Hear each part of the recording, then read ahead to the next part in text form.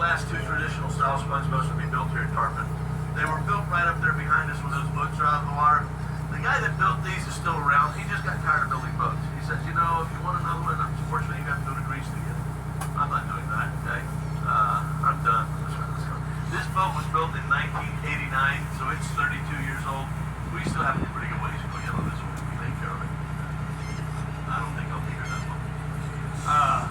Now, since the time that that guy quit building boats, what the people started using are basically these smaller little converted fishing boats.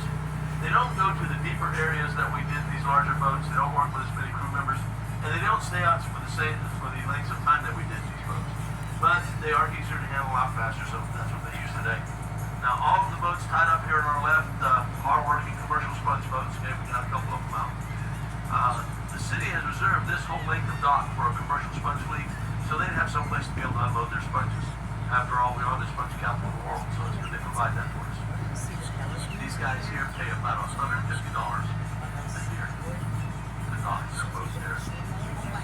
Water, electricity included. You can't beat that, huh? If you want to dock a boat there, just go sponging.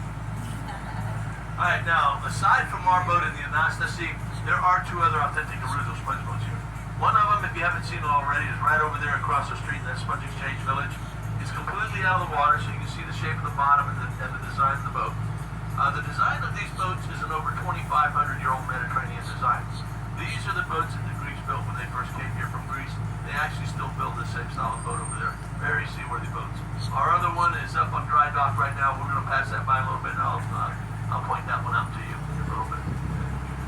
Now, on the boats here, people wonder, where do we go and cook our food on the boats when they're out for a long time? Well, right up there in the front corner, right there where that first post is, we don't have roofs on the boat. Okay? We'd have a big cabinet there. There'd be a stove inside there, and that's where they would do all the cooking on the deck. The forward cabin down below is where the propeller guards. Okay? That is the copper-colored cage light. Okay? That boat there was purchased by the city to put on display so that we'd have something to remember what a real sponge boat looks like. That one was built in 1933, worked every year up to 2007. Got a long working life on that boat. The original. Now, a sponge is an animal, okay? It's not a plant. It's the second lowest form of animal life next to the amoeba. The amoeba is a single-cell organism. These are one step above that. They're multi-cell. You'll never find these growing on a sandy or muddy bottom, but always attached to something solid and stationary like this rock, coral, anything hard on the bottom out there, okay? So they don't swim around or move around. The living part of the sponge is really more of the skin or membrane that covers the whole exterior and all throughout the inside. You'll see that better on the one that we bring up. What I'm going to show you here, what you see back in the stores, is really the skeleton of the sponge, okay? So, what happens is, as the sponges are growing on the bottom out there, the currents will bring a flow of water across the sponge. They will filter that water out to extract the plankton and the nutrients that they need to grow. Okay? That's how they feed. They are filter feeders. The way that they reproduce, they're asexual, so there's not a male or female. But what they'll do is they'll release eggs out into the currents. Those eggs will float along the bottom there until they bump into something solid like this rock.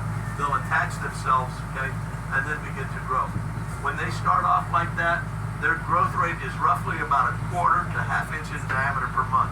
So this sponge right here could have taken anywhere from 1 to 2 years to get this size. And we'll tell you about the suit that he's wearing there. Now, we used this type of diving suit from the 1860s up into the 1960s. We don't use this anymore. I'll tell you a little bit more about that later. Alright, so the suit that he's wearing there is made out of 2 layers of canvas with a layer of rubber sandwiched in between. The cuffs on the suit is 22 pounds. His shoes are made out of leather, wood, and iron.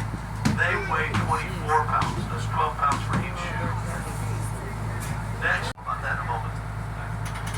Alright, now the divers, when they're working out there in the Gulf, they walk on the bottom. They don't swim, okay? We don't use scuba gear. Toes and against the current, thrusting forward to go along.